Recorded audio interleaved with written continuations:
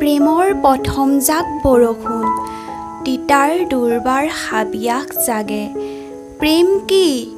প্ৰেম মাথো দুটা মনৰ মিলন, নে বন্ধ দুৱাৰ কুঠলিৰ দুটা দেহৰ উন্মাদ যৌনতা? প্ৰেম কি?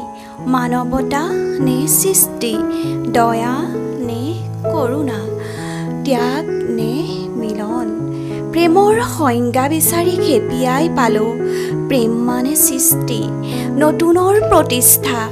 আজি মই প্ৰেমৰ প্ৰথম জাক বৰষুণত তিতিব বিচাৰোঁ। প্ৰেম মানে সৃষ্টি, প্ৰকৃতি।